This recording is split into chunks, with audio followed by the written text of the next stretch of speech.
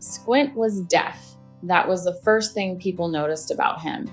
And usually the last reason they walked away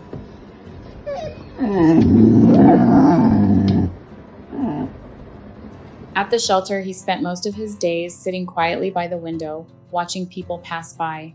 He didn't bark, he didn't jump. He just sat there, waiting for someone to stop, waiting for someone to open the door and take him out to play, or even just sit with him for a minute. Weeks turned into months. Squint became what the staff called a long-termer. His adoption fee was cut in half, not because there was anything wrong with him, but because they really wanted him to find a home.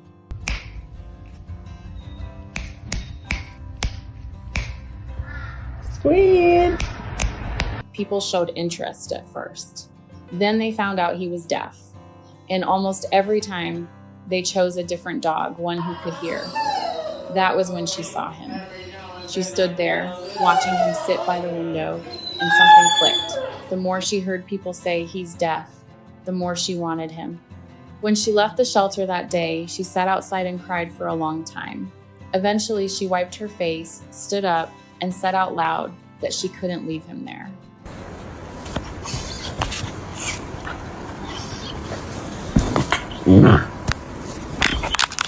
The moment Squint walked into her house, it was like he already knew. He explored every corner, wagging his tail, calm and curious.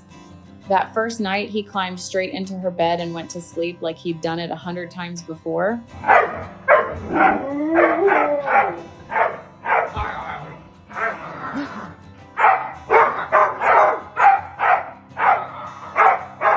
He had been found on the street, so she expected there might be triggers, loud movements, strangers, sudden changes, but none of that seemed to bother him. He took everything in stride, like he was just happy to be there. Guys, a bean shower is unadoptable, and I said what I said. Spread the word. I literally look like a drowned rat. Having a deaf dog was new to her. At first, it was a learning curve. She'd never trained a dog without sound before. But Squint picked things up quickly. Hand signals, routines, eye contact, he figured it out fast. She joined a few deaf dog groups online, learned from other owners, and before long, Squint became the easiest dog she had ever had. Ironically, the dog who could hear wasn't at work.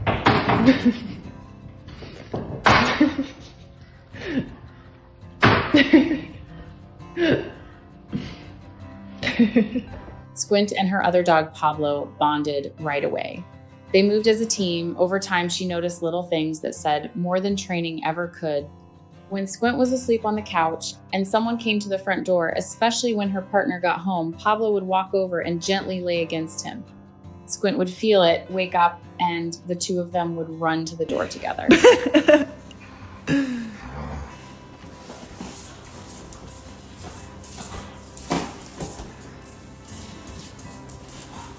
Squint followed her everywhere. If she stepped into another room, he was right behind her. He was never locked outside, but on the rare occasions when she needed to mop the floor and put him out for a minute, he'd sit at the door the entire time, licking it, chewing at it, trying to get back in as fast as possible.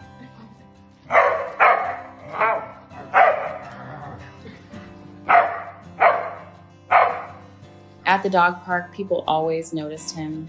Kids especially loved him. There was one little girl who saw him every time they went. She'd shout his name and run over to hug him, and Squint soaked up every second of it.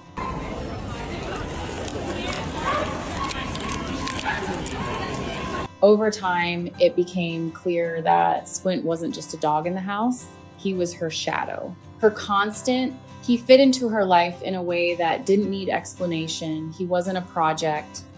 He wasn't a challenge. He was home.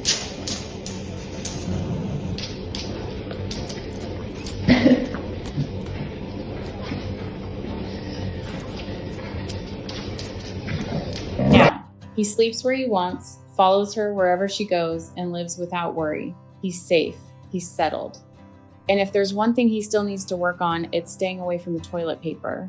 But that, she figures, is a small price to pay.